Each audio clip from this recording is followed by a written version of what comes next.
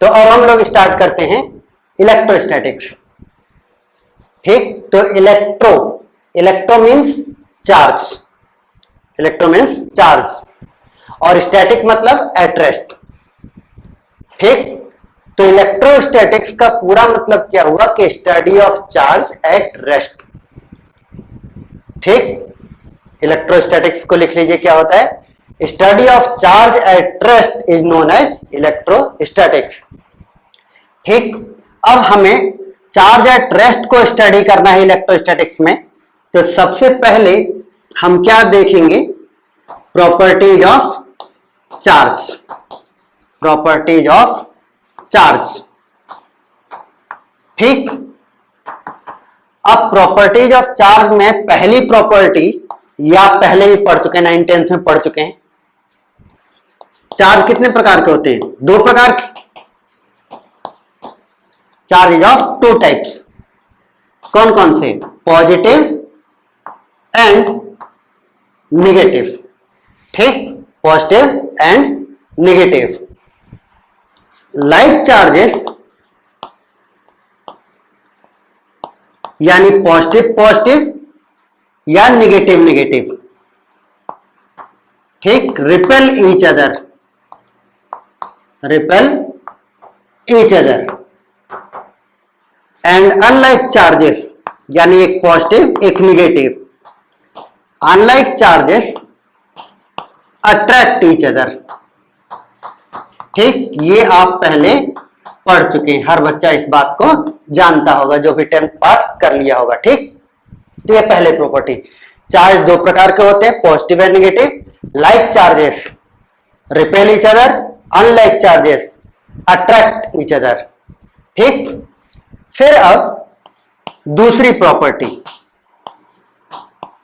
Charge is additive is nature, यानी charge के magnitude को, चार्ज के मैग्नीट्यूड को स्केलरली ऐड किया जा सकता है। चार्ज के मैग्नीट्यूड को स्केलरली ऐड किया जा सकता है। ठीक, फॉर एग्जांपल अगर किसी सिस्टम में +5 कूलम है, -2 कूलम और +7 कूलम है, और आपसे पूछा जा रहा है कि नेट चार्ज कितना है, तो नेट चार्ज आप सिंपली क्या कर सकते हैं?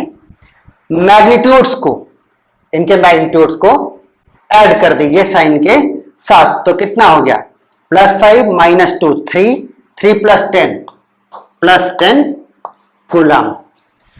राइट, तो इससे हमने देखा कि magnitude of charges can be added scalarly, sign के साथ बस उनको ऐड कर दीजिए। तो ये 2 प्रॉपर्टीज हो गई। ठीक, अब हम अगली प्रॉपर्टी पर चलते हैं। ये दोनों ही प्रॉपर्टीज आप पहले की क्लासेज में पढ़ चुके हैं।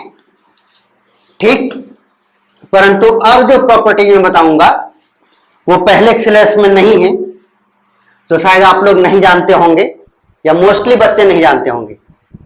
ठीक, तो अब ध्यान से पढ़ेंगे। तीसरी प्रॉपर्टी जिसकी मैं बात करने जा रहा हूं वो है quantization of charge, quantization of charge. ठीक, तो इसको हम लिखेंगे चार्ज इज क्वांटाइज्ड। ठीक, चार्ज इज क्वांटाइज्ड, चार्ज एक क्वांटाइज्ड चीज। अब देखिए क्वांटाइज्ड चीज का मतलब क्या हुआ? क्वांटाइज्ड चीज का मतलब क्या हुआ कि अगर किसी चीज को अगर हम क्वांटाइज कर रहे हैं तो इसका मतलब ये है कि हम उसकी एक मिनिमम क्वांटिटी डिफाइन करेंगे और अब वो चीज उस मिनिमम क्वांटिटी के इंटीग्रल मल्टीपल्स में ही एग्जिस्ट कर सकती है। ठीक, किसी भी चीज को क्वांटाइज करने का सिंपलेस्ट तरीका क्या है कि आप उसका एक मिनिमम क्वांटिटी डिफाइन करिए और अब वो चीज उस मिनिमम क्वांटिटी के इंटीग्रल मल्टीपल्स में ही एग्जिस्ट कर सकती है। राइट, ठीक, जैसे फॉर एग्जांपल करेंसी, रुपए पैसे। अब रुपए पैसे में देखिए 1 रुपए से कम ₹1 से कम अवेलेबल नहीं है, ठीक, 50 पैसे चलते नहीं। तो अगर आपसे कोई ₹1 मांगे आप दे सकते हैं, ₹10 मांगे आप दे सकते हैं, 10 करोड़ मांगे आप दे सकते हैं, परंतु अगर कोई ₹1.5 मांग देगा, ₹1.50, तो अब आप उसको नहीं दे पाएंगे, ठीक। आप बोलेंगे कि भाई तुम एक और ले लो, ₹1 आपने दे दिए तो ₹1 उसके पास चले गए, फिर आप उससे बोलेंगे कि एक और ले लो और तुम ₹2 ले लो, परंतु अगर वो अड़ गया कि नहीं मुझे 1.5 ₹1.5 ही चाहिए मेरे, तो अब आप उसे नहीं दे पाएंगे, अब आप उसे नहीं दे पाएंगे क्योंकि करेंसी क्वांटाइज्ड है और उसकी मिनिमम वैल्यू क्या है ₹1 और ₹1 से कम अवेलेबल नहीं है।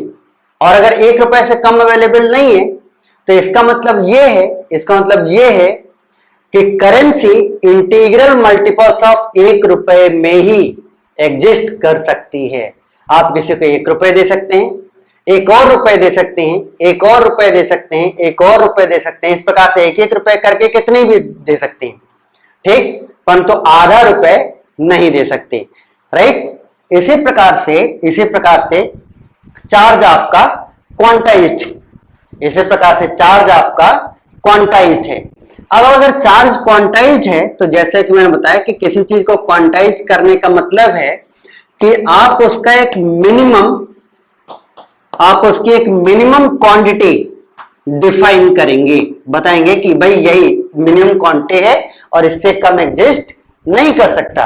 तो चार्ज के केस में मिनिमम क्या होगा, ठीक। तो आप सोचिए कि कौन सा ऐसा पार्टिकल है जिस पर मिनिमम चार्ज एग्जिस्ट करता है, तो आपके दिमाग में बात आएगी कि वो है इलेक्ट्रॉन, ठीक, वो है इलेक्ट्रॉन या प्रोटॉन, वो है इलेक्ट्रॉन या प्रोटॉन। प्रोटॉन पर पॉजिटिव रहता है और इलेक्ट्रॉन पर नेगेटिव रहता है, और कितना रहता है 1.6 × 10⁻19 कूलम। इससे कम चार्ज वाला पार्टिकल एग्जिस्ट नहीं करता, ठीक। यानी कि एक इलेक्ट्रॉन पर जितना चार्ज हो उससे कम चार्ज एग्जिस्ट नहीं करता, ठीक। अगर हम बोल रहे हैं कि इलेक्ट्रॉन पर जितना चार्ज है वही मिनिमम, उससे कम चार्ज एग्जिस्ट नहीं कर रहा है, यानी कि मिनिमम चार्ज जो है वो क्या हो जाएगा, जितना चार्ज इलेक्ट्रॉन पर होगा, क्योंकि हम बोले रहे हैं कि इलेक्ट्रॉन पर जितना चार्ज होता है उससे कम चार्ज किसी और पार्टिकल पर एग्जिस्ट नहीं करता, ठीक। तो इलेक्ट्रॉन पर चार्ज जो है वो मिनिमम चार्ज, ठीक। तो मिनिमम चार्ज के केस में मिनिमम चार्ज क्या डिफाइन किया गया है, इलेक्ट्रॉनिक चार्ज। और इस इलेक्ट्रॉनिक चार्ज की वैल्यू यानी इलेक्ट्रॉन पर जो चार्ज है उसके वैल्यू कितनी है 1.6 × 10⁻⁻19 कूलम्स, ठीक। और अगर इससे कम चार्ज एग्जिस्ट नहीं कर सकता है तो आप किसी को 1 इलेक्ट्रॉन का चार्ज दे सकते हैं, 2 इलेक्ट्रॉन का चार्ज दे सकते हैं, 2 करोड़ इलेक्ट्रॉन का चार्ज दे सकते हैं, 2 मोल इलेक्ट्रॉन्स का चार्ज दे सकते हैं, परंतु हाफ इलेक्ट्रॉन का चार्ज नहीं दे सकते। यानी कि अब जो चार्ज है वो integral multiples of electronic charge में ही एग्जिस्ट करेगा, यानी Q = Ne। और चार्ज के प्लस माइनस दोनों हो सकता है, यहां पर मैंने प्लस माइनस लगा दिया है। तो n की वैल्यू क्या हो सकती है, केवल इंटीग्रल वैल्यूज ले सकता है n 1 2 3 एक्सेट्रा, ठीक। तो ये हो गया आपका क्वांटाइजेशन ऑफ चार्ज, ठीक। तो थर्ड प्रॉपर्टी हो गई चार्ज इज क्वांटाइज्ड, राइट। अगली प्रॉपर्टी पर चलते हैं।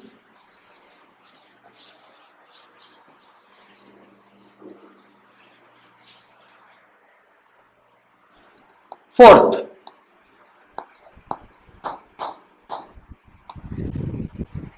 प्रॉपर्टी हम कंजर्वेशन ऑफ चार्ज को लेकर बताएंगे, ठीक।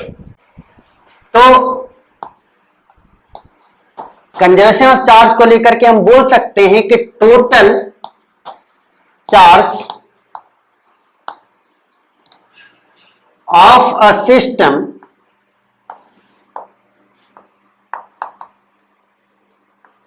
is always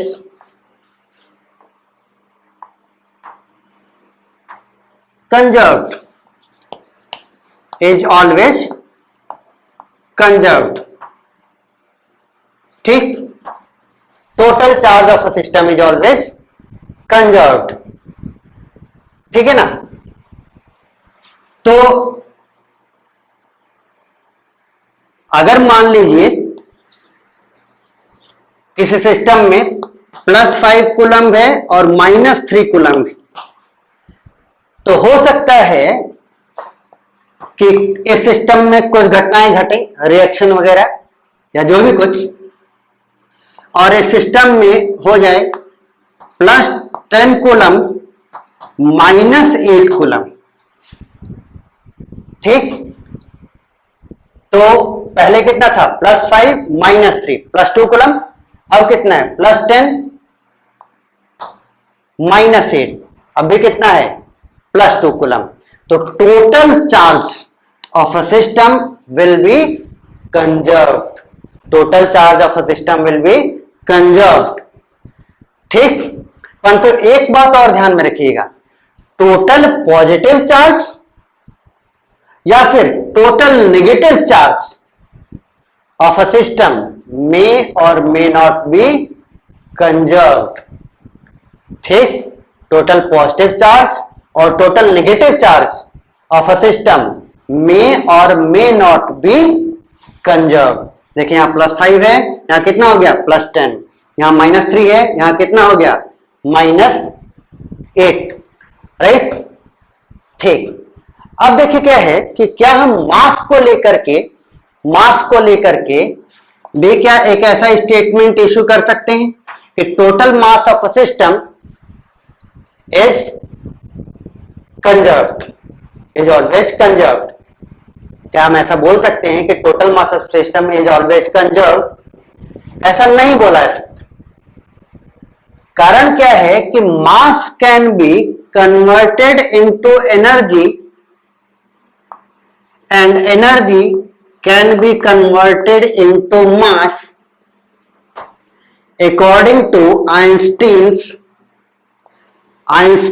relation E is equal to mc square, where E is energy, m is mass and c is speed of light. ठीक, तो मास एनर्जी में कन्वर्ट हो सकता है और एनर्जी मास में कन्वर्ट हो सकता है। इसके एग्जांपल्स आप देखेंगे मॉडर्न फिजिक्स में, और मॉडर्न फिजिक्स में कहां पर? न्यूक्लियर फिजिक्स में। इसके एग्जांपल्स हम आपको शो करेंगे न्यूक्लियर फिजिक्स में। जब आप मॉडर्न फिजिक्स में न्यूक्लियर फिजिक्स पढ़ रहे होंगे तो आप देखेंगे कि वहां पर टोटल मास कंजर्व नहीं रहेगा, मास एनर्जी में कन्वर्ट हो सकता है and energy can be converted into mass. ठीक, तो total mass of a system में इज नॉट ऑलवेज कंजर्व्ड। ठीक, तो इस प्रॉपर्टी में total charge of system is always conserved, परंतु टोटल पॉजिटिव चार्ज और total negative charge of a system is not conserved. ठीक, या यूं कह सकते हैं इज नॉट ऑलवेज कंजर्व्ड। कभी कभी भाई सेम रह जाए, कुछ हुआ ही नहीं तो उतना ही रह जाए। ठीक, इसी प्रकार से total mass of a system is not always conserved. Total mass of a system is not always conserved because mass can be converted into energy and energy can be converted into mass according to Einstein's energy mass relation E is equal to mc square। ठीक, और ऐसा आपको मैं कब दिखाऊंगा कि ऐसा हो रहा है? ये आपको मैं दिखाऊंगा न्यूक्लियर फिजिक्स, मॉडर्न फिजिक्स में जब न्यूक्लियर फिजिक्स पढ़ा रहे होंगे। ठीक, अगली प्रॉपर्टी पर चलते हैं। Fifth one,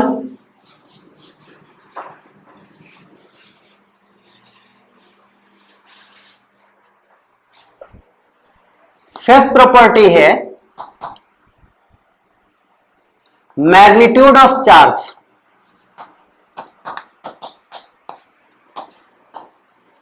magnitude of charge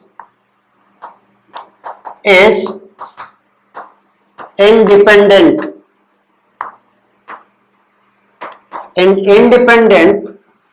of its speed, is independent of its speed. Charge का मैग्नीट्यूड उसकी स्पीड पर डिपेंड नहीं करता, ठीक। परंतु क्या मास के लिए भी यह स्टेटमेंट वैलिड है कि mass of an object does not depend upon its speed? नहीं, ठीक है, क्योंकि mass of an object is given by the relation m is equal to m not upon under root 1 minus v by C का whole square, ठीक। Mass of an object is equal to m not मतलब उसका rest मास, जब वो rest पर है तब उसका कितना मास है, अपॉन 1 माइनस v, जहां पर v क्या है उसकी स्पीड, अपॉन c का होल स्क्वायर, ठीक। तो उसका rest mass upon under root 1 minus v by C का होल स्क्वायर, इस तरह से उस ऑब्जेक्ट का मास दिया जाएगा। तो आप देख सकते हैं कि उस ऑब्जेक्ट का जो मास है वो उस ऑब्जेक्ट की स्पीड पर डिपेंड कर रहा है, ठीक। तो कैसे लिखेंगे, ये एक सेंटेंस हो गया, उसका लिख लेंगे magnitude of mass of an object depends upon its speed, और उसके बाद ये रिलेशन लिख लेंगे।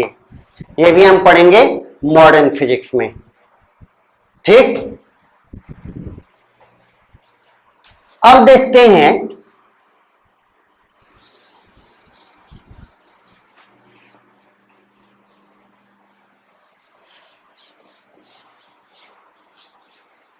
कि चार्ज प्रोड्यूस कैसे किया जाता है। तो पहली बात तो यह है कि चार्ज जो है वो प्रोड्यूस नहीं किया जाता, पहले से ही अवेलेबल है, आप उसको इधर उधर कर सकते हैं, एक बॉडी से दूसरी बॉडी में पर ले जा सकते हैं, चार्ज को प्रोड्यूस नहीं किया जा सकता, ठीक। तो हम इसको ऐसा बोल सकते हैं प्रोडक्शन ऑफ चार्ज, बुक्स में भी लिखा रहता है कि प्रोडक्शन ऑफ चार्ज, ठीक। तो मैं भी लिख देता हूं हेडिंग प्रोडक्शन ऑफ चार्ज,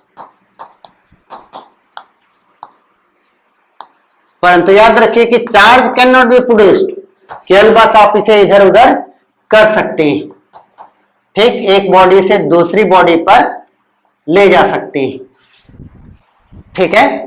तो ज्यादा बेहतर हेडिंग होती how to charge a body, एक बॉडी को चार्ज कैसे करें, ठीक। तो एक बात को और याद रखिए कि the only movable charge is electron, the only movable charge is electron, ठीक। केवल इलेक्ट्रॉन्स ही हैं ऐसे चार्ज पार्टिकल्स जिनको हम एक बॉडी पर से दूसरे बॉडी पर ले जा सकते हैं। बाकी पॉजिटिवली चार्ज्ड प्रोटॉन्स जो हैं वो तो न्यूक्लियस के अंदर बैठे रहते हैं, उनको आप इधर उधर नहीं कर सकते, ठीक। द ओनली ट्रांसपोर्टेबल और movable charge available are electrons, ठीक। तो अब देखते हैं पहला मेथड, इसे आप पहले भी देख चुके हैं, टीचर आपको 9th-10th में बताते होंगे कि एक कॉम्ब ले लीजिए, कंघी, और उसको बालों में ऐसे ऐसे रगड़िए, ठीक। तो उसको बालों में ऐसे ऐसे रगड़िए और फिर कागज के छोटे छोटे टुकड़ों के आसपास ले जाएंगे, तो कंघी छोटे छोटे टुकड़ों को अट्रैक्ट करेगी, वो कंघी छोटे छोटे टुकड़ों को अट्रैक्ट करेगी। और उसका कारण वो लोग क्या बताते थे कि बालों से रगड़ने पर कंघी चार्ज्ड हो गई, बालों पर आप जब रगड़ रहे हैं तो कंघी चार्ज्ड हो गई है, ठीक, तो सबसे पहला तरीका जो आपने सीखा था पहले ही वो है रबिंग, और इसको हम फ्रिक्शनल इलेक्ट्रिसिटी भी बोलते हैं। ठीक, और इसका रीजन ऑब्वियस है कि जब हम दो चीजों को एक दूसरे पर रगड़ते हैं तो एक के इलेक्ट्रॉन्स दूसरे पर चले जाते हैं, जिसकी वजह से एक पॉजिटिवली चार्ज हो जाती है बॉडी और दूसरी बॉडी नेगेटिवली चार्ज हो जाती है। राइट, दूसरा तरीका और तीसरा तरीका, ये दोनों आपस में थोड़ा बहुत लिंक्ड हैं, इसलिए एक साथ इनको लिखते हैं। दूसरा तरीका है कंडक्शन और तीसरा तरीका है आपका इंडक्शन। ठीक, कंडक्शन और इंडक्शन, इनको मैं इलेक्ट्रोस्टैटिक्स चैप्टर में जब मैं कंडक्टर पढ़ाऊंगा, जब मैं कंडक्टर्स को पढ़ाऊंगा तब आप लोगों को ये दोनों को एकदम डेप्थ में जाके पूरा एक्सप्लेन करूंगा। ठीक, एकदम डेप्थ में जाके एक्सप्लेन करूंगा। बाकी अभी के लिए जान लीजिए कि कंडक्शन मतलब एक चार्ज्ड बॉडी, मतलब एक बॉडी पर पहले से चार्ज है, उसको दूसरी बॉडी के कांटेक्ट में ले गए और अगर इस कांटेक्ट के कारण अगर इसका चार्ज उस पर या उसका चार्ज इस पर आ जाता है तो हम बोलते हैं कंडक्शन के कारण, कंडक्शन के कारण चार्ज इधर से उधर हो रहा है, या बॉडी इस पर चार्ज बदल रहा है, या अनचार्ज बॉडी होगी तो बोलेंगे कि वो चार्ज हो गई। ठीक, इंडक्शन में क्या होता है कि एक चार्ज बॉडी लीजिए जिस पर कुछ चार्ज हो, उसे दूसरी बॉडी पर के कांटेक्ट में मत लाइए, उसे कांटेक्ट में मत लाइए, और बिना कांटेक्ट के भी अगर अगली बॉडी पर कुछ चार्ज आ जाता है, कुछ और भी काम करने पड़ेंगे। ठीक, तो बिना कांटेक्ट के ही अगर हम दूसरी बॉडी पर चार्ज लाने में या दूसरी बॉडी को चार्ज करने में समर्थ हो जाते हैं तो हम उस तरीके को बोलेंगे इंडक्शन। ठीक, आप अभी के लिए एनसीईआरटी का शुरुआत का इलेक्ट्रोस्टैटिक्स में ये बहुत अच्छे से 2 पेजेस में बताया गया है, तो फर्स्ट 2 पेजेस को पढ़ लेंगे, इंट्रोडक्शन टू इलेक्ट्रोस्टैटिक्स है। ठीक, तो ये दोनों के लिए आप अभी के लिए पढ़ सकते हैं। बाकी मैं जब कंडक्टर्स पढ़ाऊंगा तब आप लोगों को ये दोनों अच्छे से एक्सप्लेन करूंगा। ठीक, आपका चौथा है थर्माइनिक एमिशन।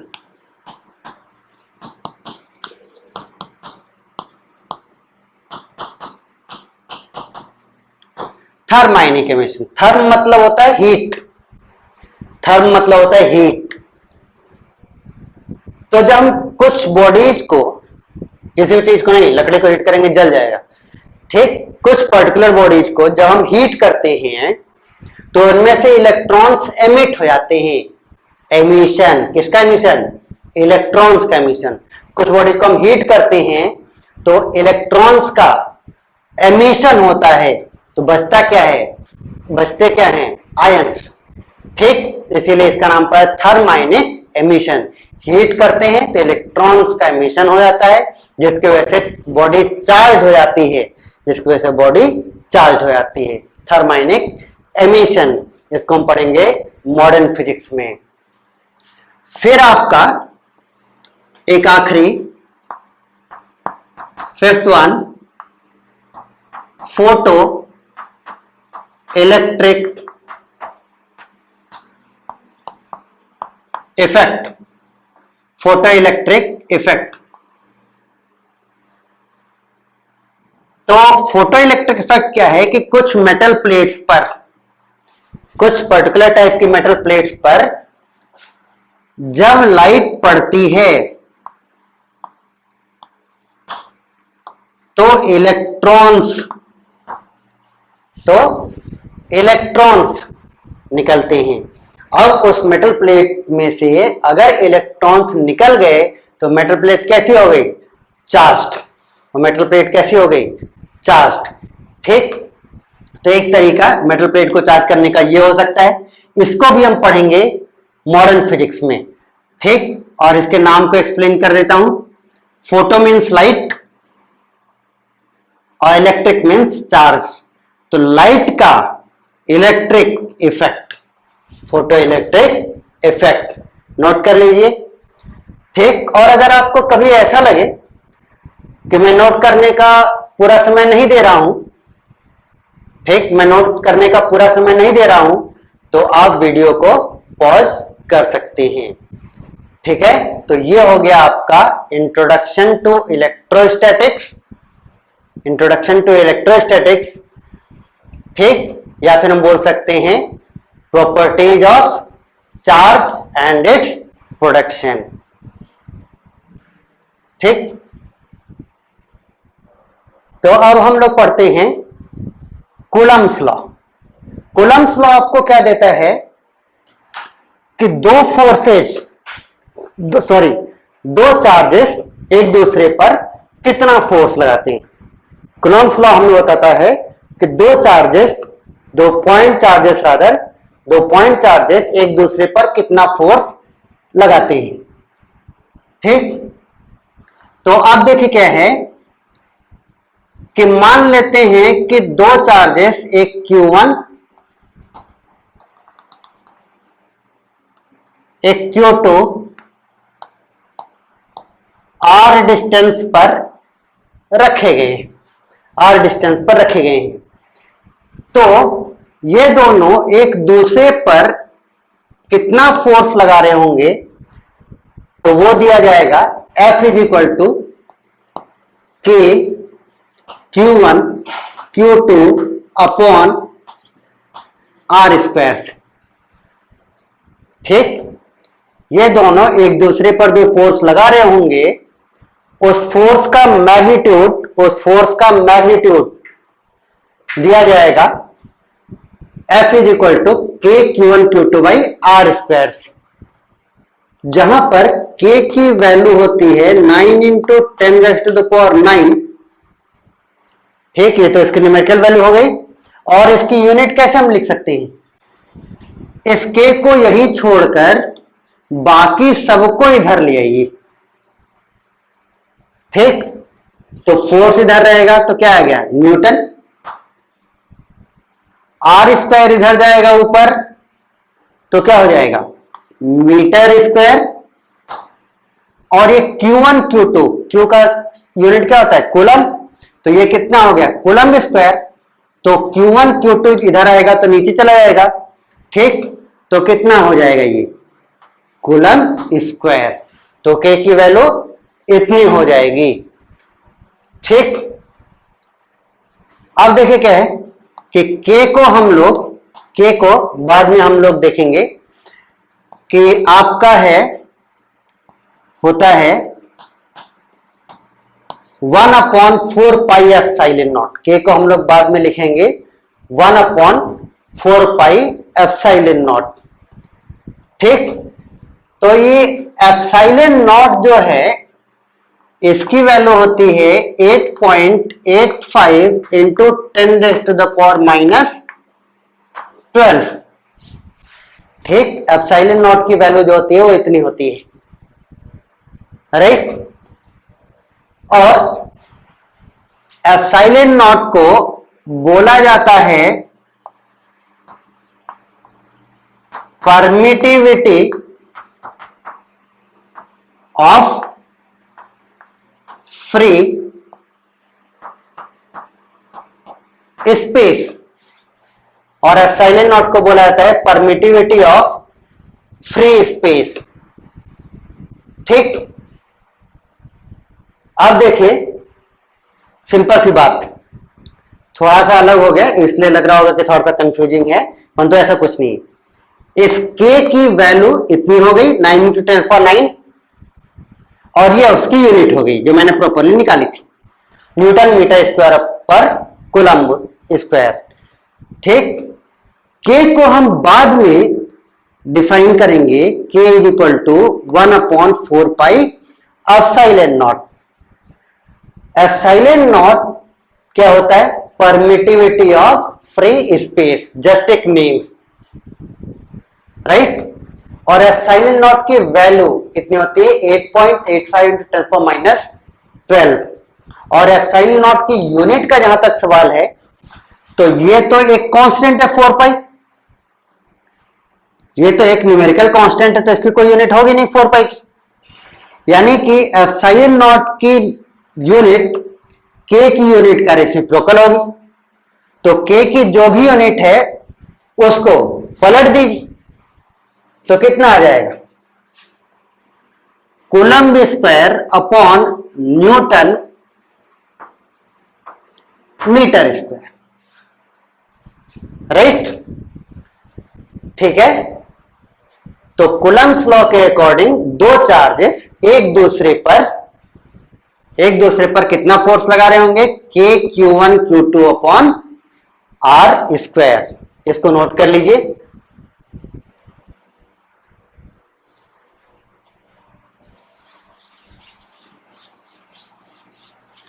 अब ये देखिए कि कूलम्ब्स लॉ, अब तक हमने देखा कि दो चार्जेस एक दूसरे पर जो फोर्स आए उसका मैग्नीट्यूड कितना होगा। और अब डायरेक्शन की जहां तक बात है तो कुछ पॉइंट्स नोट कर लेते हैं कूलम्ब्स लॉ के बारे में। पहला पॉइंट नोट करिए, ठीक, समय कम पड़ा होगा तो आप लोग वीडियो पॉज करके उसको नोट कर लिए होंगे। ठीक है, तो अब कूलम्ब्स लॉ के बारे में पहला पॉइंट नोट करिए, valid only for point charges, valid only for point charges, केवल पॉइंट चार्जेस के लिए वैलिड है, बाकी सबके लिए हमें डिराइव करना पड़ता है। सेकंड, कूलम्बिक फोर्स,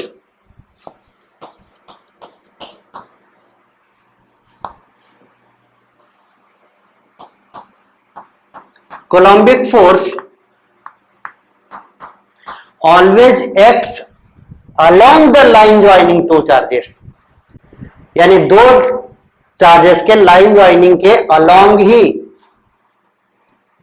एक्ट करेगा। जैसे Q1 Q2 अगर इस लाइन पर हैं तो Q2 पर फोर्स Q1 के द्वारा इसी लाइन के अलोंग होगा, आइदर इस डायरेक्शन में और इस डायरेक्शन में। ठीक, Coulombic force will always act along line joining the two charges. ठीक, अब इन दोनों में से कौन सा कैसे डिसाइड करेंगे, तो इसके लिए हम लोग यूज करेंगे like charges repel each other, unlike charges attract each other. ठीक, अगर ये दोनों लाइक चार्जेस होंगे तो रिपेल कर रहे होंगे और किधर फोर्स लग रहा होगा, इधर। और अगर ये दोनों अनलाइक चार्जेस होंगे तो ये दोनों एक दूसरे को अट्रैक्ट कर रहे होंगे और फोर्स किधर लग रहा होगा, इधर। ठीक, राइट, तो ये हो गया आपका पूरा डिस्क्रिप्शन कूलम्ब्स लॉ का। कुछ एग्जांपल्स कर लेते हैं।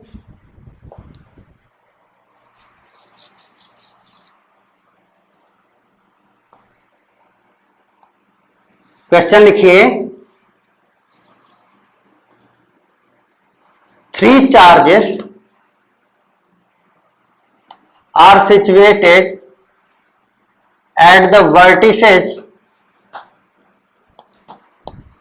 of an equilateral triangle, at the vertices of an equilateral triangle of side length A.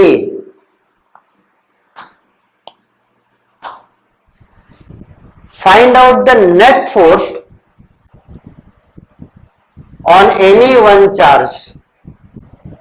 Find out the net force on any one charge.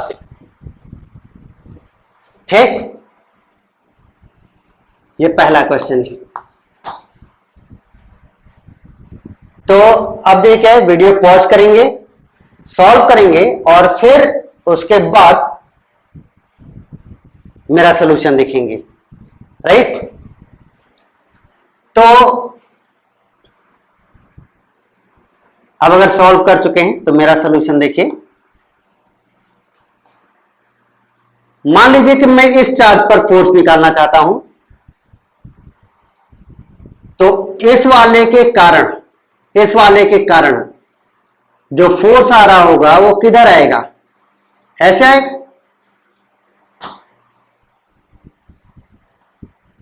ठीक, चलिए अच्छा इजी हो इसके लिए नाम लिख देते हैं। मान लेते हैं इस चार्ज, इसको हम 1 बोल देते हैं, इस चार्ज को हम बोल देते हैं 2। तो 1 के कारण जो फोर्स आएगा किधर आएगा, इधर आएगा, ऐसे। ठीक, लाइन ज्वाइनिंग के लॉन्ग और दोनों पॉजिटिव है तो रिपेल करेगा ऐसे। 2 के कारण जो इस पर फोर्स आएगा वो कैसा आएगा, तो ये दोनों पॉजिटिव है तो ये इसको रिपेल करेगा और इसका फोर्स किधर आएगा, इधर। ठीक, और चूंकि इक्विलेटरल ट्रायंगल है तो ये वाला एंगल और ये वाला एंगल बराबर होगा और दोनों के बीच का एंगल कितना हो जाएगा, 60। ठीक है, राइट। तो इन दोनों का रिजल्टेंट, इन दोनों का वेक्टर सम निकालना हो, किधर आएगा, इधर की ओर, ऐसे। ठीक है, ये चीज। अब देखिए क्या है,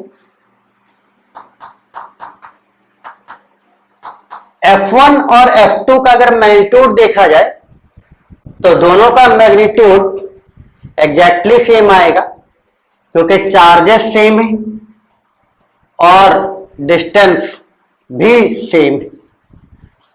और वो कितना आ जाएगा कि Q1 Q2 तो KQ स्क्वायर हो जाएगा अपॉन R का स्क्वायर, कितना डिस्टेंस, A स्क्वायर, राइट। तो F1 और F2 की वैल्यू इतनी आ जाएगी। तो Fnet की वैल्यू कितनी आ जाएगी, अंडर रूट, इन दोनों को ही मैं F मान लेता हूं तो F1 का स्क्वायर प्लस F2 का square plus 2F1 F2 cos of angle between them, तो ये कितना हो जाएगा, F√3, यानी कि F की वैल्यू कितनी है, KQ square upon A square into √3। ठीक, नोट कर लीजिए।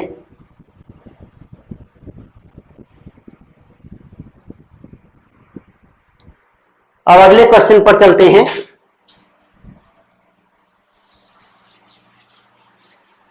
नोट करने के लिए समय कम पड़ेगा तो ऑब्वियसली आप वीडियो पॉज कर सकते हैं।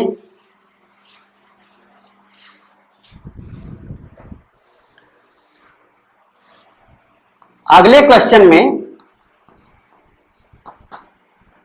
बस इक्विलेटरल ट्रायंगल की जगह एक स्क्वायर ले लेते हैं। तो क्वेश्चन में अगले क्वेश्चन के रूप में कम लिखने के लिए क्या लिख लेंगे, solve the previous problem if it was a square instead of equilateral triangle. Solve the previous problem if it was a square instead of a triangle.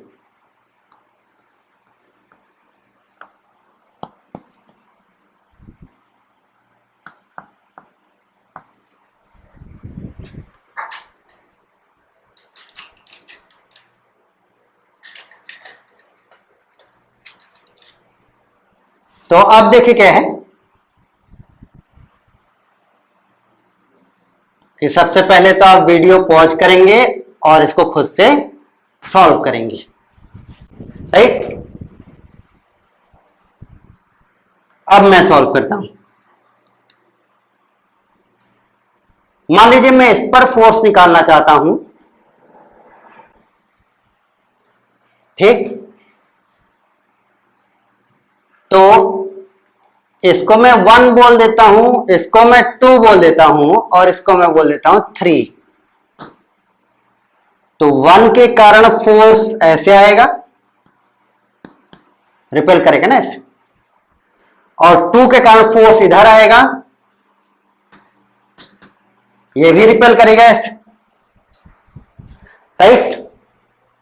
और 3 के कारण फोर्स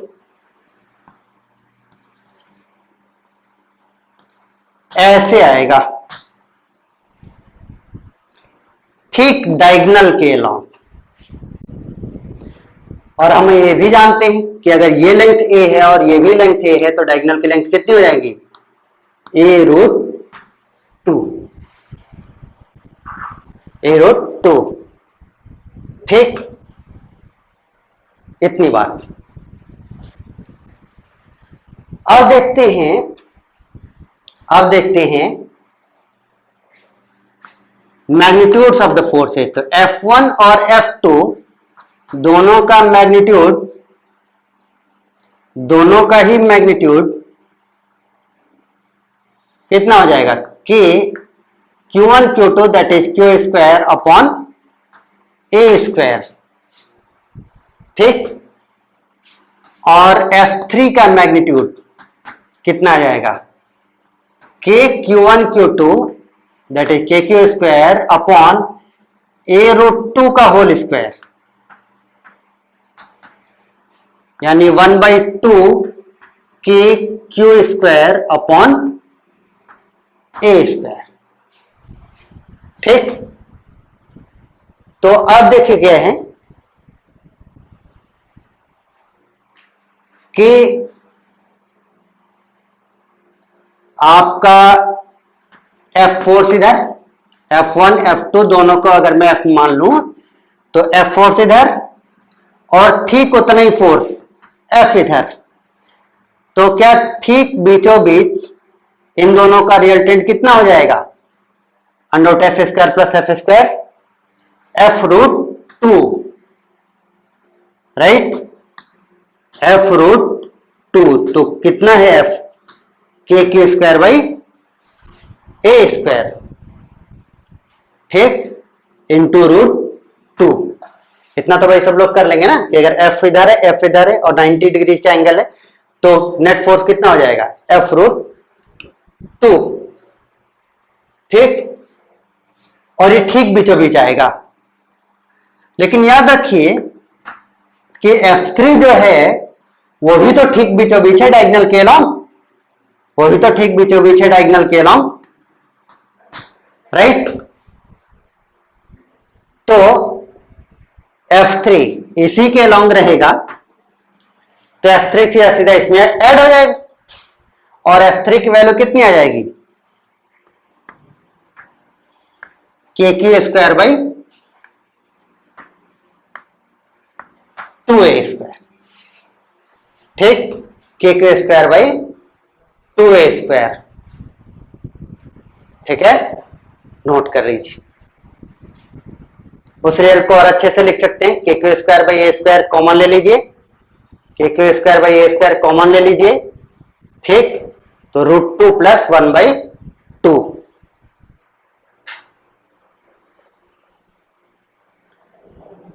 तो इस तरह से कुछ क्वेश्चंस होंगे जिनमें आपको नेट फोर्स निकालना होगा कई सारे चार्जेस के कारण। तो इसमें हम क्या करेंगे, हर एक चार्ज का अलग अलग फोर्स निकाल लेंगे और वेक्टोरियली सबको ऐड कर लेंगे और वेक्टोरियली सबको ऐड कर देंगे, ठीक। इसी को हम बोलते हैं सुपरपोजिशन प्रिंसिपल, ठीक, या प्रिंसिपल ऑफ सुपरपोजिशन, ठीक। इसको नोट करने की जरूरत नहीं है, आपको हर बुक में मिल जाएगा।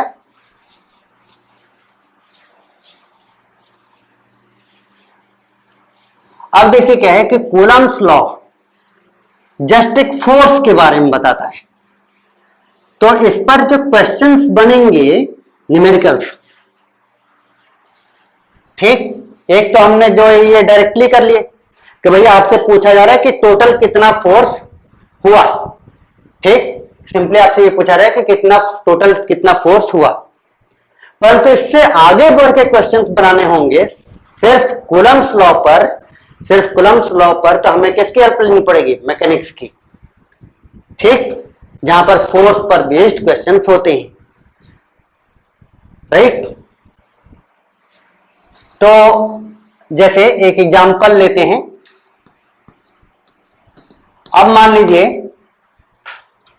लीजिए कि मैं फ्रिक्शन चैप्टर उठाता हूं और उसमें से एक क्वेश्चन बनाना चाहता हूं, ठीक। तो सिंपली क्वेश्चन कैसे बनाया जा सकता है कि एक ब्लॉक है +Q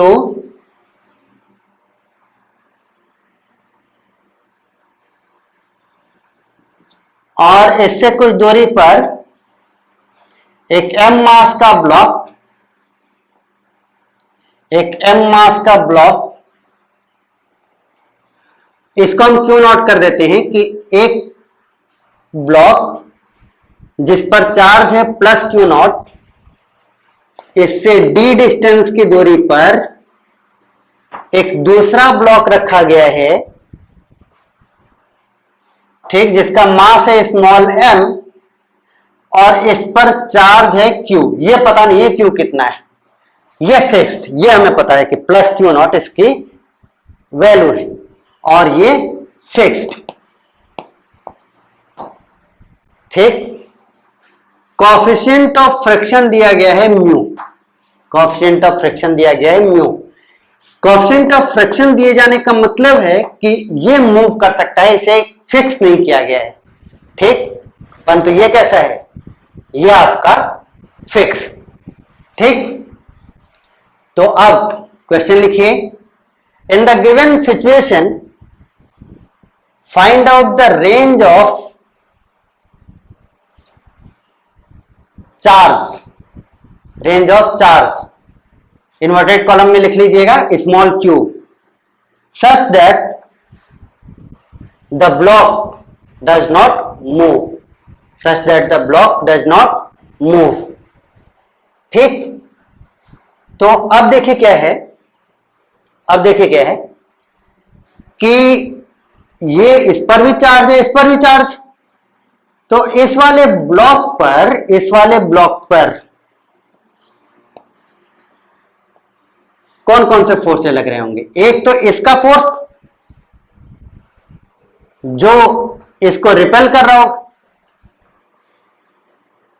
तो अगर मैं मान लूं कि ये वाला पॉजिटिव है ये और ये वाला चार्ज भी पॉजिटिव है, ठीक, तो इसमें दो कैसे बनेंगे? If this Q is positive, if Q is positive, तब दोनों एक दूसरे को रिपेल करेंगे और इस पर इलेक्ट्रोस्टैटिक फोर्स कैसा लगेगा? K Q0 Q upon d², right.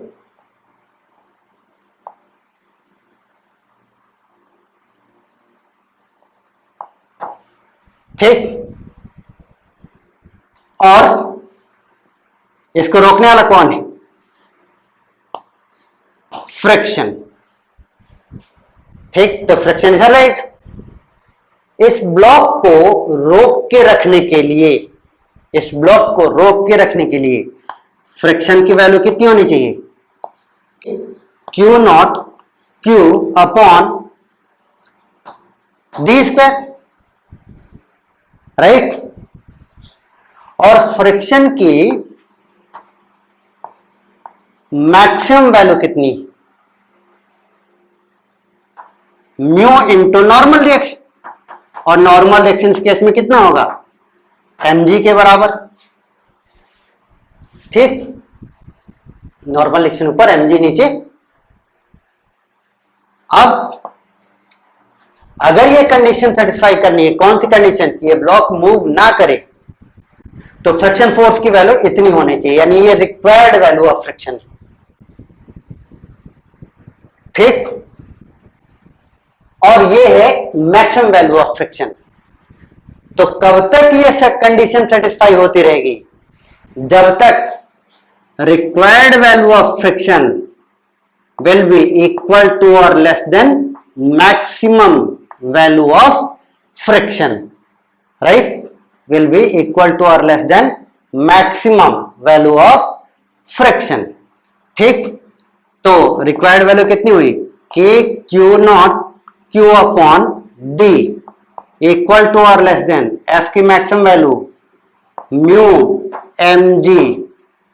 ठीक, तो Q must be equal to और less than mu M G D upon K Q not. ठीक, तो Q मस्ट बी, अगर Q पॉजिटिव है तो Q शुड बी लेस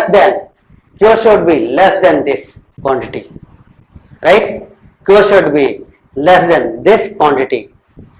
ठीक, अब देखिए क्या है, ये कंप्लीट रिजल्ट नहीं है, क्योंकि हमने केवल Q पॉजिटिव होने की बात की. अगर Q नेगेटिव हो जाए तो, अगर Q नेगेटिव हो जाएगा तो एक बात समझिए कि फर्क क्या पड़ेगा, कि ये दोनों एक दूसरे को अट्रैक्ट करने लगेंगे, यानी ये वाला इलेक्ट्रोस्टैटिक चार्ज जो है ये इधर आ जाएगा, तो फ्रिक्शन किधर चला जाएगा, उधर. तो ये वाला फोर्स इधर, ये फ्रिक्शन उधर, और कोई फर्क नहीं आएगा.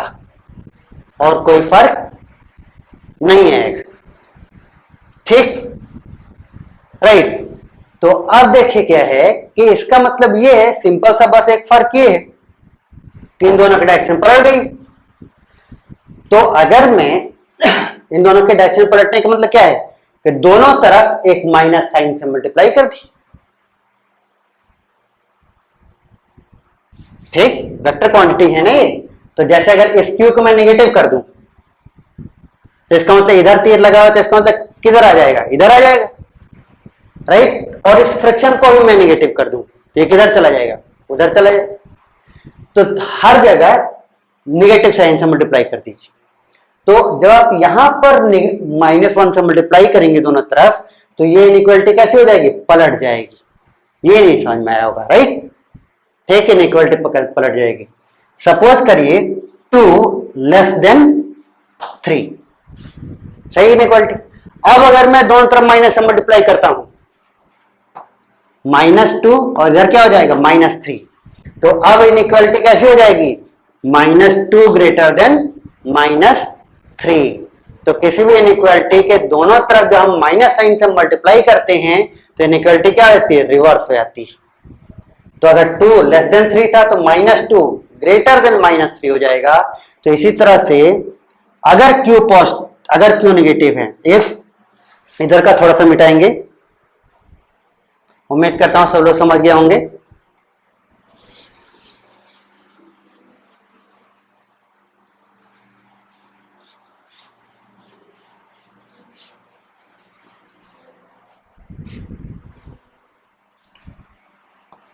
If Q इज नेगेटिव, अगर Q नेगेटिव तो इनइक्वालिटी पलट जाएगी और कैसी हो जाएगी, Q should be equal to और greater than minus mu M G D upon K Q not, right? तो टोटल रेंज कैसे लिखेंगे, minus mu M G D upon K Q not से बड़ा होना चाहिए क्यू, क्या वाला, और plus mu M G D upon K Q not से छोटा होना चाहिए, राइट? तो ये हो गया आपका फाइनल आंसर. ठीक, ये हो गया आपका फाइनल आंसर. नोट कर लीजिए.